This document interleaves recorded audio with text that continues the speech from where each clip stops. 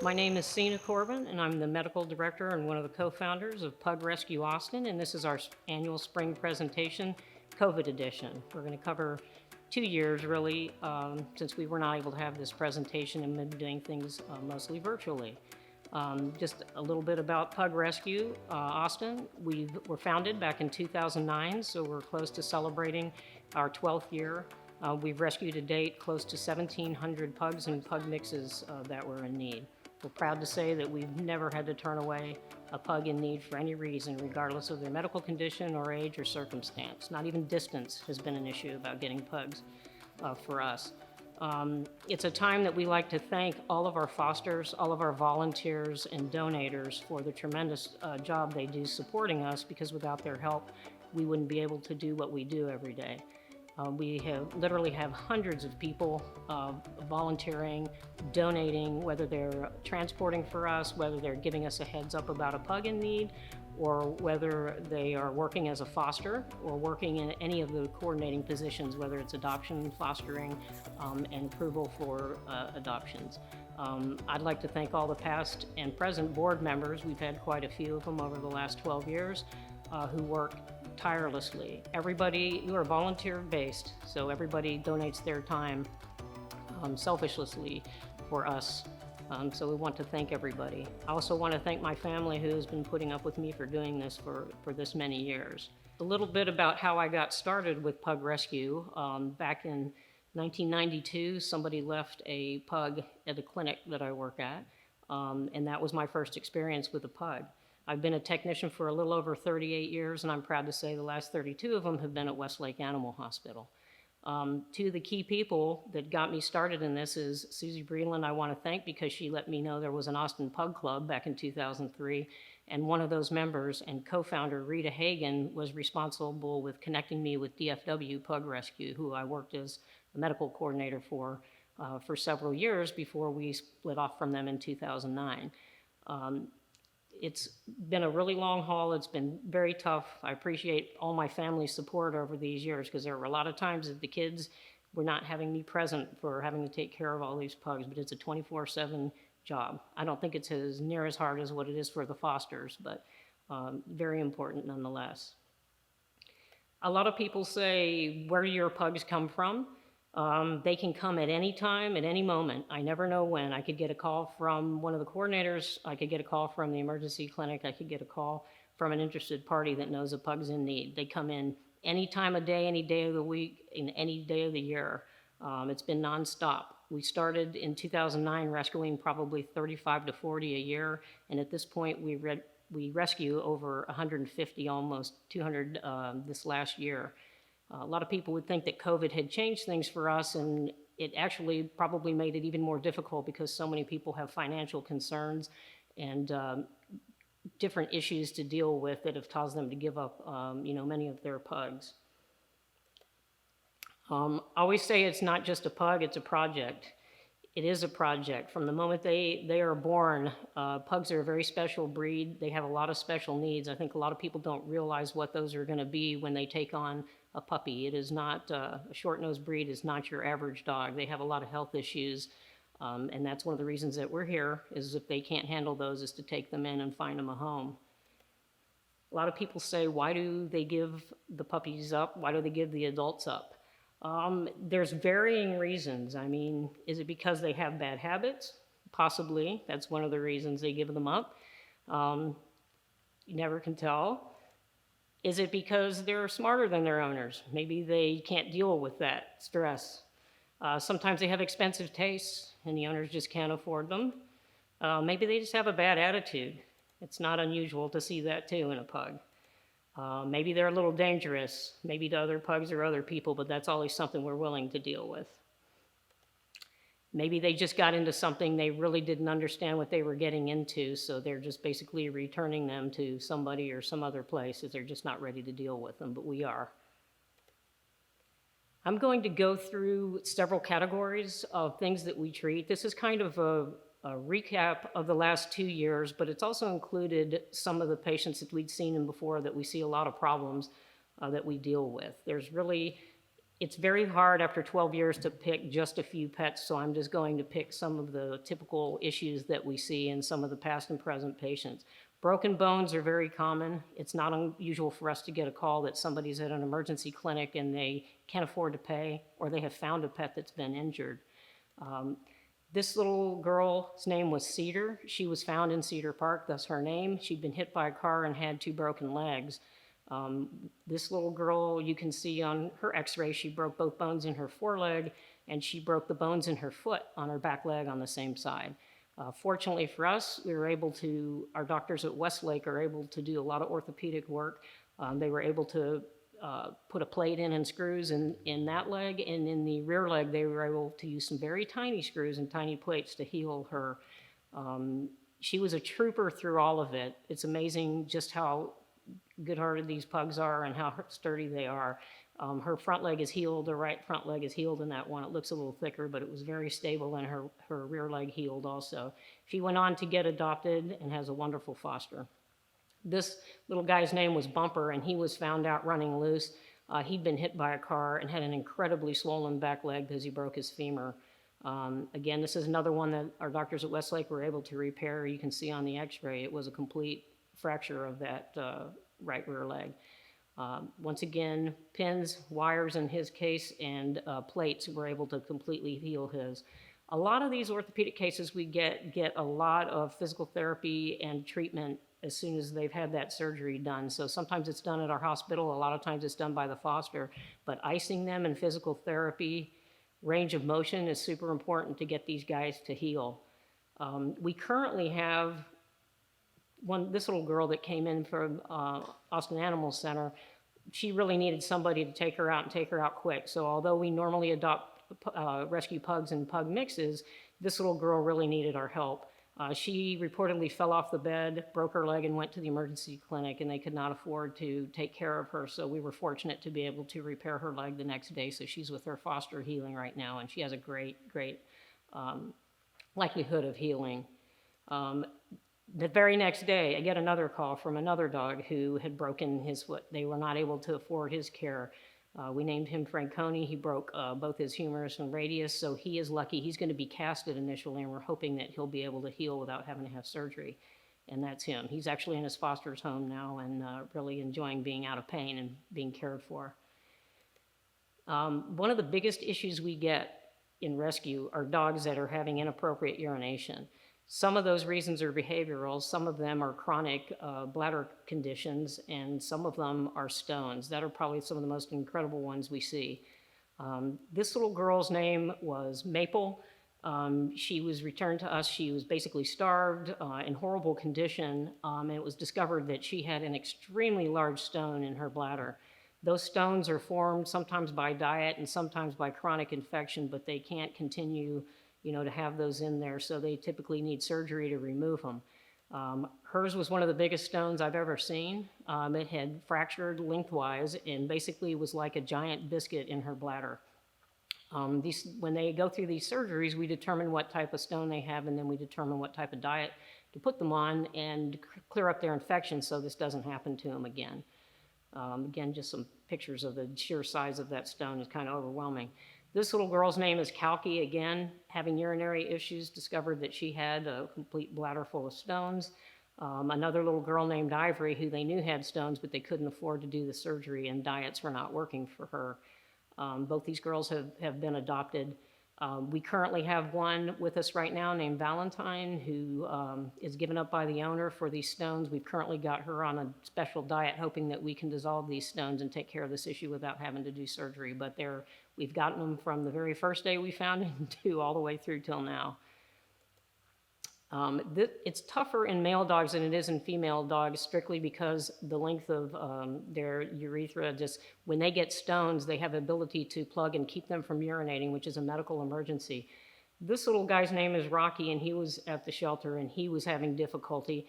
The x-rays on him revealed he had those stones stuck down in his urethra, they completely blocking his ability to urinate. So those stones, we were lucky enough to be able to remove them and treat him with the diet. Sometimes these stones get stuck in there and they have scarred the urethra so bad after a period of time that they have to have secondary surgeries to make an opening to urinate through about where that arrow shows on there, and that makes it very difficult, yet we've had to perform a couple of those over the years. This little guy was Homer, had probably the most unique set of stones I've ever seen. They were lined up like a pinball machine, and all those stones were flushed back and removed, and that just shows you the stones comparatively sized to a dime.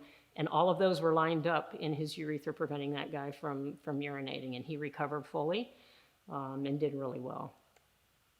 Skin issues are probably one of the most frustrating things for veterinarian and pet owners to deal with, so it's not a surprise that we get many dogs in that owners throw their hands up and just feel like they can't deal with anymore. They're very common in pugs. They're very common in our area in Austin because we are the allergy capital of the world. Some of our dogs are just neglected, and to a point that when they come into our rescue, there are skin infections and diseases out of control, and we're really working from behind the 8 ball to get these guys back in shape. This girl was named Skippy mainly because she had such terrible skin infections and ear infections when she came in, as well as chronic yeast and mange. Her ears literally looked like they had peanut butter in them, so she got nicknamed Skippy.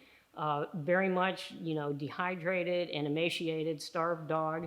But even through all her pain, getting her started to be taken care of, she had this football that she used to love to play with, and her foster provided it to her. And this is her after she'd had a chance to heal, still with the same football, but completely different dog, having had all these infections and issues addressed for her and putting on a little bit of weight. These 4 guys came in from Georgetown. They came in as a group together. We really weren't sure how old they were. We weren't sure what the relationship was, but all of these dogs had scabies, which is transmissible to other pets and to people, and they were just furiously itchy. Secondary skin infections, eye infections, ear infections, and one of this group was heartworm positive. These guys were immediately treated. We didn't really know how old they were until we started treating them, and then it looked like they were probably younger than we thought originally, just because they were in such bad shape. These guys went through, like many of these skin cases, they go through extensive topical therapy as well as oral, so they require a lot of bathing, they require topical medication, oral medications, antifungal, antibiotic, and sometimes frequent visits to our vet. This is a group of them all getting their spas together. They were a family, so we tried to keep them in touch with each other as long as they were hospitalized. This is a picture of Jerome, one of the 4 before and after. He truly looked about 3 years younger after he recovered from this and put on a beautiful coat. We were kind of amazed. But these guys can be healed. It just takes a lot of effort. And again, you can't thank fosters enough for what they do to kind of get these guys through this. This little guy was important. His name was Reuben. He was found up in Marble Falls at a breeding facility that also had livestock and a farm. I think the authorities, the sheriff's office was known because they had dead livestock. So when they went out to investigate, they heard dogs barking and found Reuben in a cage in about 2 to 3 weeks worth of feces and urine. I guess the owner had been coming by occasionally to feed him, but he was starved, underweight, dehydrated, suffering from serious mange and from skin infections. It took him, they wouldn't even let us have him for the first 2 or 3 days because he was so dehydrated and so sick, they didn't feel like he could be moved. He was very fortunate to be saved, very fortunate that he was able to overcome this and found a wonderful home to be adopted in, but just basically abandoned for 3 weeks. He's lucky, very lucky to be alive. This little guy was really heartbreaking. He came from San Antonio and was found as a stray. He was in such poor shape when he got to the shelter. He had fleas, he had ticks, and he had lice that had created kind of a sticky coating all over his coat. They had to body clip him before they could even bathe him because he was just covered in parasites. They transferred him up to us. When he got to us, his gums were completely white. He was so anemic from the parasites. He also had intestinal parasites, tapeworms. He had an ear infection, eye infection, obviously the skin infections. Once we started treating him, he was also heartworm positive. And then we recognized that he had broken both of his legs, front and back, on one side, and they had already healed, so it had been broken somewhere between 6 to 12 months. It's really hard to understand how a dog can survive on their own with 2 broken legs, have that heal, and hang on long enough to get rescued, but that's one of the reasons that we do what we do. He did extremely well. He healed from his heartworms, he healed from his wounds and injuries. He got adopted, and Briggs was just a super dog. He's no longer with us, but he had a wonderful life. And we always realize when these guys come in and they're needing our help and we fix them up, we don't know how long they're going to be around, but we know that the life that we give them makes everything else not even a memory. They never know anything past, I'm convinced, other than how they're being treated currently. This little girl was kind of sad because she was found when she was 3 months old and given to Pug Rescue, and then her owner came forward. It definitely was their dog.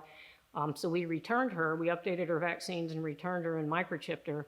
About 4 months later, I got a call from Williamson County, who was extremely irate because they had found my dog and she was in this horrible condition.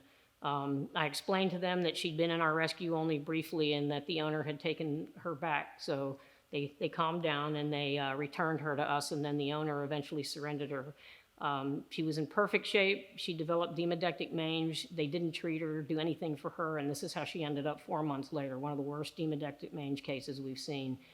This was just 2 weeks, a little short of 2 weeks, of her healing to where we get the swelling down around her eyes and her face and get her more comfortable. This little guy came in at the same time. His name was Herschel, very much in the same situation, maybe not quite as bad, but the reason they're up here together is they were came into the rescue about the same time, and Herschel had a habit of having no manners whatsoever, and he would dive on any other dog he tried to play with.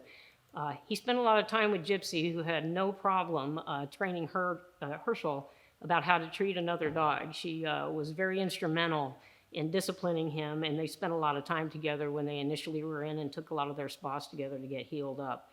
This is Gypsy today, having been adopted back to where she was when we originally found her 3 months later, and there's Herschel. Completely, very rewarding to see both of those dogs get adopted and get all the way back to normal. This little guy was named Rhodes. He's another guy that came in with just extreme yeast infection on his skin. He had mange also. It's just devastating to see them when they come in and realize that months before this all could have been taken care of, but that's what we're here for. He was very happily adopted and completely recovered. This little guy actually put us on the map, so to speak, for Pug Rescue Austin. His name was Dex, named because he had a severe demodectic mange infection. Dex was about 7 months old when he came in. He couldn't see, he had left eye had ruptured. We thought he was going to actually lose that eye. Eye cases I'll be showing a little bit later, but he was definitely one of the ones where we were fearful we wouldn't be able to keep that eye.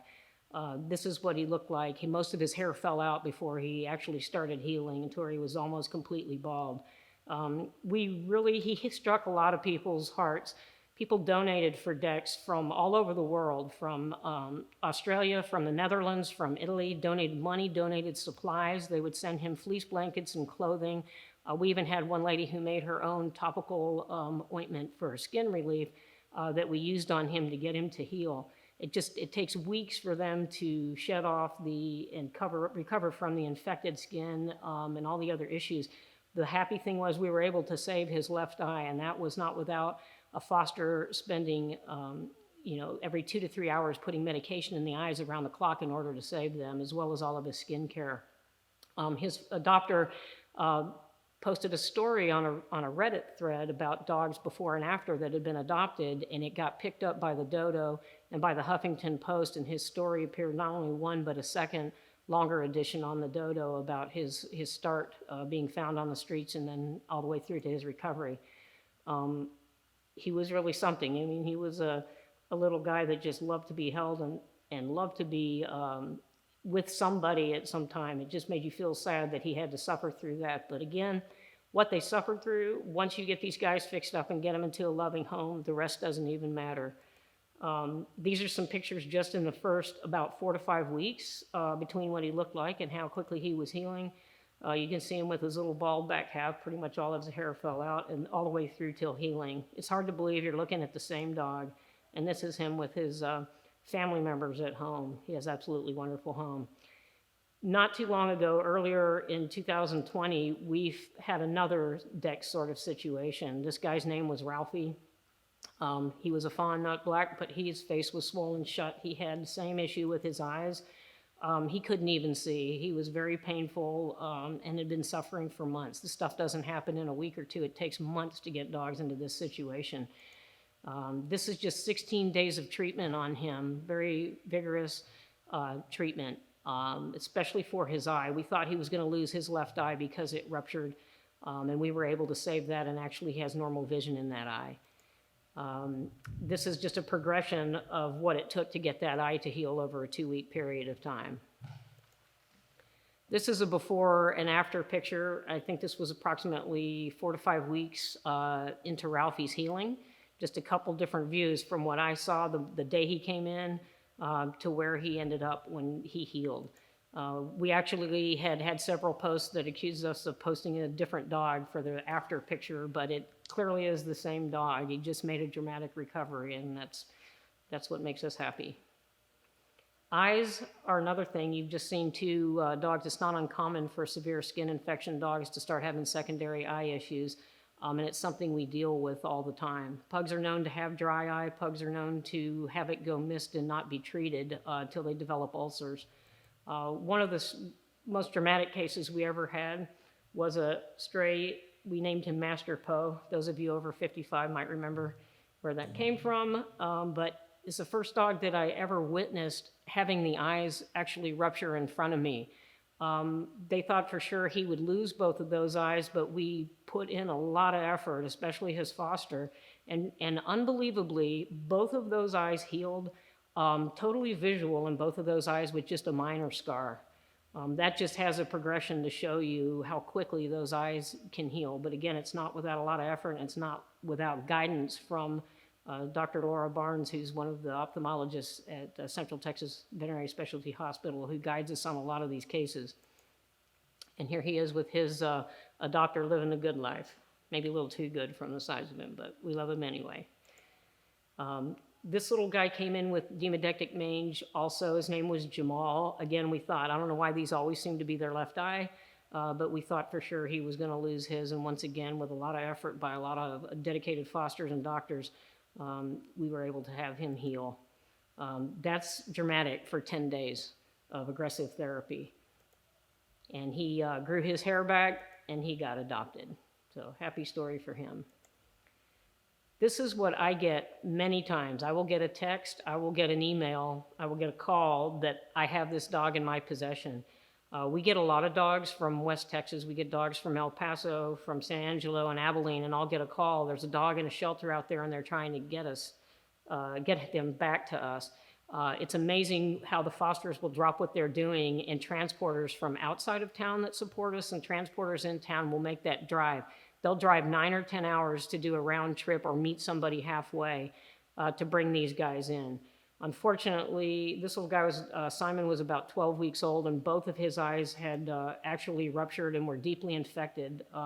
Next to him is Chiquilla, who came in the week after he did. Her eye had already proptosed or been out of the socket, and the other one had already ruptured.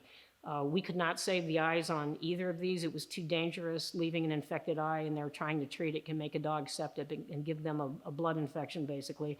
So the best thing to do for them was to take them out.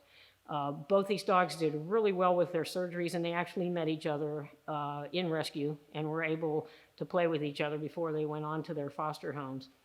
This is just a picture of Simon after he completely healed. He went on to get his neuter and have his airway done because he had some severe airway issues. But again, it's sad to have them lose their eyes, but better to do that and go on to live. You'd be surprised how well blind dogs do.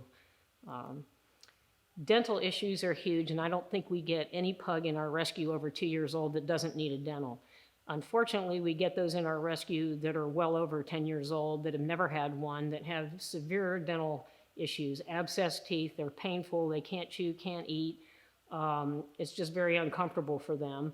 I picked 2 that came in as a pair that were both older pugs that had horrible mouth infections, that had dentals, and they end up losing most of their teeth, but if you own a pug, you know that they swallow their food, they don't chew anyway, so that usually doesn't have an impact on their eating, but the big impact is being able to take all these painful abscessed teeth out of their mouth and let them heal finally.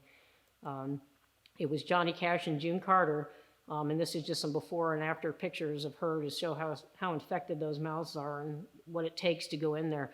These dentals last about 3 hours to go in and x-ray all these teeth and do the surgical extractions that are needed. And it's amazing, but they always seem to do so well.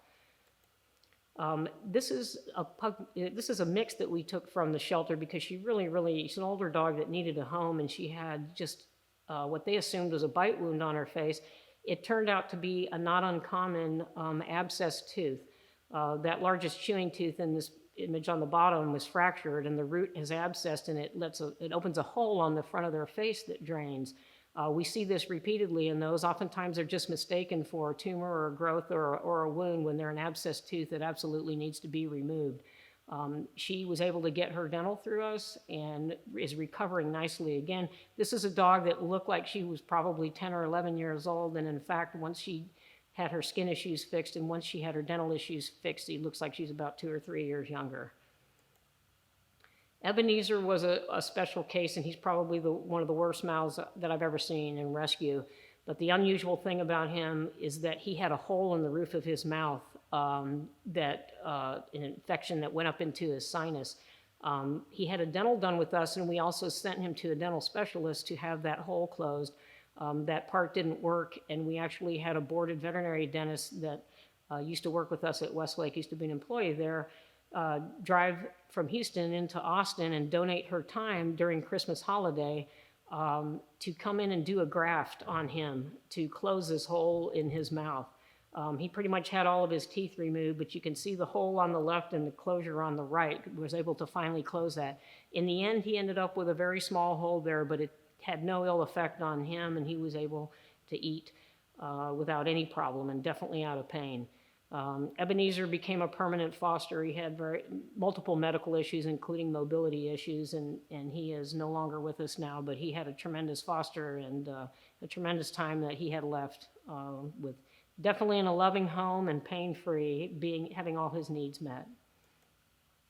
Amazing could also be titled, What the Fudge? I mean, there are some things that are just shocking that we see that you just can't figure out how a dog would be left in those conditions or have such an odd thing. This happens probably more on female dogs, but we get dogs with tumors that are as big as cantaloupes. This dog, Silver, came in, she had multiple masses on her, but these things, they don't grow, in a few weeks or in a year. They've been there for a long time and they've just been neglected. And people ask me many times, these dogs are abused and neglected. I'd say the majority of the dogs we see suffer abuse by neglect. It's by not having problems taken care of, not intentionally hurting them. They just neglect them to the point that it's overwhelming for them. These masses are removed when we get these guys in. We take them off and give them any treatment that's necessary. This girl named Elsie had one of the largest tumors I've ever seen in this area. It was displacing her vulva, making it difficult for her to urinate. Amazingly, our vets were able to go in and resect all of that and sort of reconstruct back there and put her back to the normal dog she was. Again, this wasn't weeks, this wasn't months, this was years of having this problem ignored to where it got to be that big and had to have the surgery to repair it.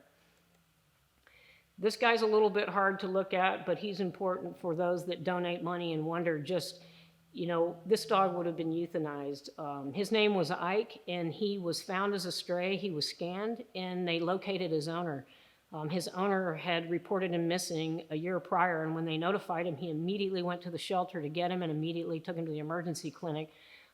They weren't sure what was going on with him and thought even that he had a wound and that intestines were showing, but it literally turned out to be a gigantic abscess that did not go into the abdominal cavity, lucky for him. He could not afford the cost of care that it was going to take to get him healed, so he relinquished him to us, which was probably the best thing he did for him. This guy had such a substantial wound and had lost so much skin, it took us weeks and weeks to heal him. This guy went through sedation every other day to have wound dressings done, to have sugar bandages and a special glass polymer placed in there to allow the skin to grow back in. He had wet to dry bandages to protect the skin and had to have wound closures every week and tension sutures put in here to pull all the skin back together. I mean, it was just a huge feat to get that healed, and he was a good sport for all of it. Sometimes he was sedated, sometimes he didn't have to, but you can see in the bottom left side a lot of the tension sutures that are put there to try and encourage the skin to slowly come back together. What a great guy. He came in with a head tilt. We were never sure why, but it always gives him the essential cute look. A lot of hydrotherapy and wound care for him. This is about 7 weeks into the healing where we finally actually got it to close and we were able to remove the sutures, and then that's about 2 months later. This is Ike today. His actually new name is George, but he basically, except for that small little dent right there, you would never have known what this guy suffered through and what it took to heal him. Happily adopted with his new family.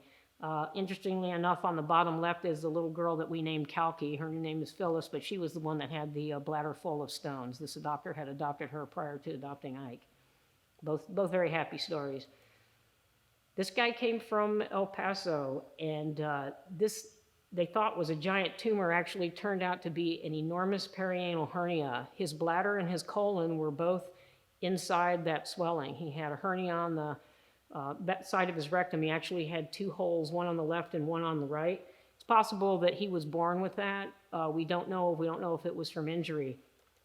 He had 2 surgeries. We did one surgery to repair it all, then the left side opened up. So he had a second surgery to close that, and they were able to sort of tack his colon and his bladder in place so they wouldn't go back through the hole and get both of those holes to close. It's amazing that a dog can go from the left side to that completely healed picture and be back to normal in a few months.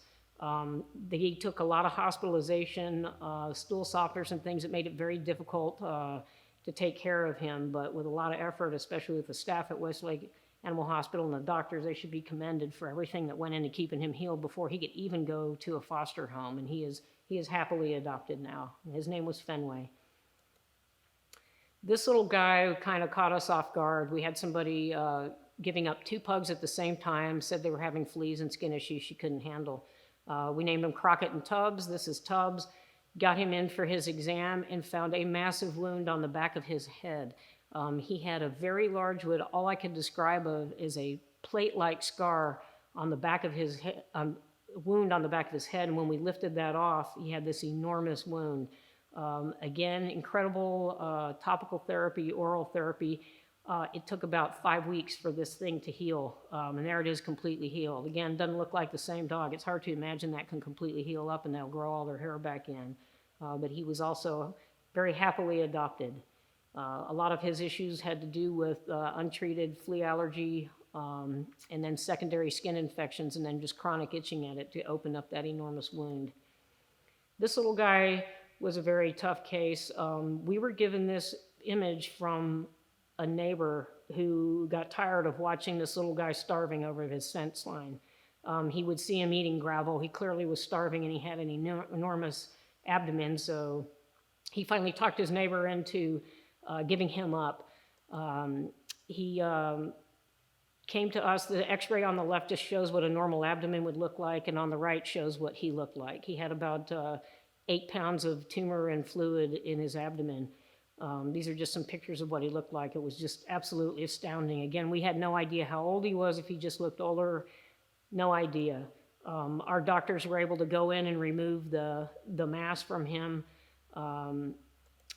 He was able to heal from that. It was dramatic. Any suffering that guy did was all part of his past. He got into a very loving home, actually went into the home of our current president, Dave Norris, and had an absolutely awesome life with the other guys in his family, getting the Marcus territory, but not walking around the yard looking for food anymore. It was interesting, but in the earlier x-ray I showed, you could see gravel all throughout his x-ray where he clearly had been eating pebbles in the backyard. He was an awesome guy. He's no longer with us today, but everybody's proud of being able to give that guy the home he deserved, even if it was for a year versus his other 10 years of his life. And there he is with his buddies.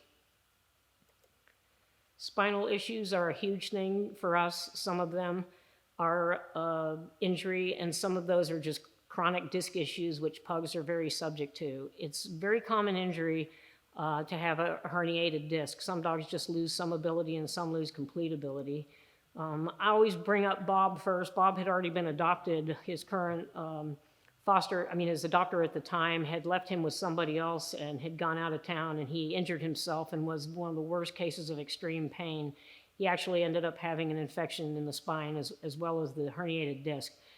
We were able to send him to Mission Veterinary Specialty Hospital in San Antonio that we partner with, especially for our neurologic cases, and they were able to do the MRI, and they identified 2 areas where he had a ruptured disc and damage to the spine itself where he had an infection, spondylitis in there. He was able to get his surgery, did really well through it. It just took him a long time to learn to walk again. Unfortunately, with these quad carts that support all 4 limbs, these guys can get back to using their legs, and physical therapy will allow them to walk. He did a great job. He was an awesome guy. He was able to walk again on his own, urinate and defecate normally. He got adopted and moved to New York. He lived his remaining days there. He's no longer with us, but he had great adopters who loved him dearly, and he ended up with a life that he deserved to have. These surgeries are very, very expensive, which is why the donations are so expensive. So important for us to be able to say we can go down and do these surgeries. Some cases are chronic and surgery is not really going to help, but there are cases like his where we know if we can get them in and do the surgery immediately, we can return the use of their limbs to them, and it's super important. If we can get them to be able to walk again and have a normal life, we're there for them. I think everybody may have had this experience if you've ever owned a pug or a French bulldog, the snoring. I know a lot of people think that's cute, and that it's just something that's part of the pug breed, but it's actually an obstructive airway disease. It's just the way they're built with their short noses and their elongated soft palates, and obviously they keep people asleep at night. This is Big Blue, who was one of ours that was able to get his airway done, looking pretty dapper and able to smell the air. This is not normal. This is one of our other rescues named Shem. She has just got completely shut down nostrils. When they can't breathe through that, unfortunately, it puts a lot of stress on their airway and creates things like collapsing tracheas and laryngeal collapse, which are life-threatening. The top image there shows just a nice open airway tube, kind of the dark gray area, and the one below it shows a complete collapse. That was in a guy named Rowdy, who, when he was about a year old, who actually ended up having to be euthanized because of inability to repair such a long area of his trachea that was shut down and repeated pneumonia. A lot of secondary consequences to having airway disease, and unfortunately for them, repeated pneumonia is one of those issues, and then complete collapse and inability to breathe. These are just some images of dogs that have had airway done in the past. That arrows are pointing to an area that shows a nice opening they can breathe through. This one may be a little harder to see, but that piece in the center is the palate that gets sucked down into the airway. So that grumbling noise that you hear when they breathe in is actually a piece of tissue getting sucked into their airway and blocking their ability to make airflow. The picture on the top right shows a dark area back there that's open they can breathe through. On the left, you can't even see an open area. Dr. Rains and Dr. Vozell do the airway surgeries on our dogs and have probably done 700-800 of them by this point over the last 15-16 years. They have a special setup for doing that, and they use a CO2 laser to open up the nostrils and to trim the soft palate. This is just another good example. It's just amazing how long that piece of tissue is. It gets pulled down into their airway that blocks them, but Bradley's is a good example of a nice open airway. I could probably do these examples all day long. This is actually on a French Bulldog rescue, but just really having a hard time breathing. It changes their life. Puppies. Everybody loves puppies. They're cute, aren't they? You get a basket full of them, you get a whole litter, you just adopt them out. That's not the usual way that we get puppies in. This is what I get. I get a text from the emergency clinic, and they've got a puppy, and it has distemper, or it has parvo, or it has pneumonia, or it's seriously ill, anemia, parasites, whatever. And this is how they oftentimes end up their first entry into Pug Rescue Austin is through the emergency clinic. Oftentimes these little guys end up with some other illness, the owners can't afford to pay for it, and so we'll step in there and take them. It's frequently nasal tubes to feed them, IV fluid therapy and oxygen therapy, depending on what's wrong with them. We have a great record on parvo cases. We don't lose these puppies very often, but occasionally we do.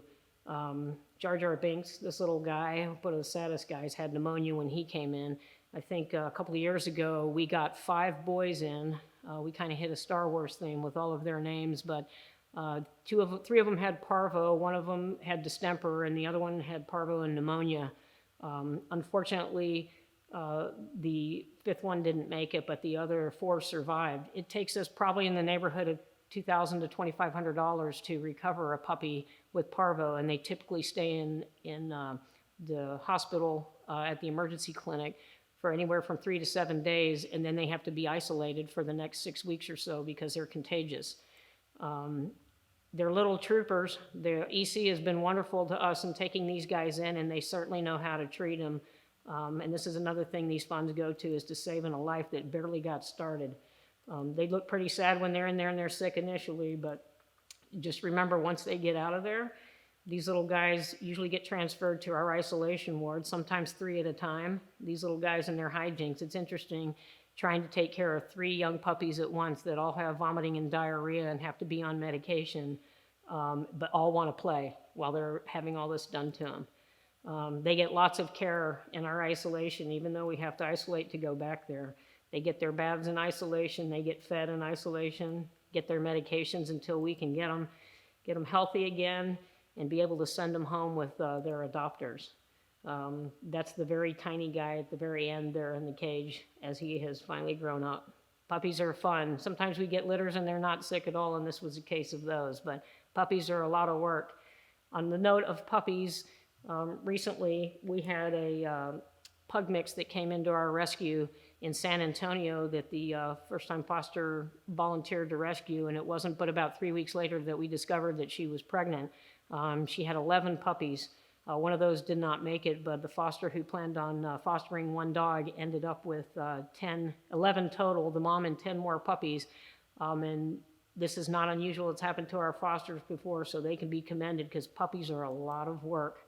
They grow up, they heal up, and they get adopted just because they look like this when you put them on the website. In closing, again, to do what the fosters do is absolutely amazing to me. I mean, my job keeps me busy pretty much 7 days a week, 24 hours a day. I can be on call for things at any time, but there's nothing like the fosters and their dedication to taking care of and raising their pets. The people that donate are so important, the people that transport, the clinics that we work with, Westlake Animal Hospital, and the staff there that for putting up with me with all these rescues and all the demands that get put up on them. But always recycle pugs. If you know somebody with a dog that needs help or a pug mix that needs help, we recycle pugs. We're happy to take them at any time. We never want to say no to one, and if we can't help in the area, there's even a few other rescues, 2 others in Texas, but we don't care about going out of state. If you can get them to, we will take them. So just remember, you can recycle your pugs. Just remember, everybody's different. Try to be understanding. No 2 pugs are alike. No person's situation is the same, and not everybody that gives up a pug gives them up because they don't care about them and they don't want them. Sometimes they don't have any other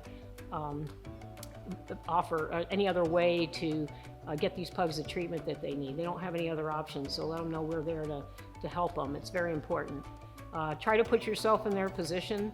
A lot of these dogs have been through things that we don't understand. A lot of the dogs have been neglected. They've had owners die. They've been moved from home to home. They've been thrown into shelters or just been neglected and left outdoors. And we're there to rescue them. So once again, just knowing that these guys take some time to heal psychologically and physically is super important. And always just realize it's very important for them to get the care. So give a hug and take a hug whenever you can get it from Pug Rescue. And I thank you all for listening today.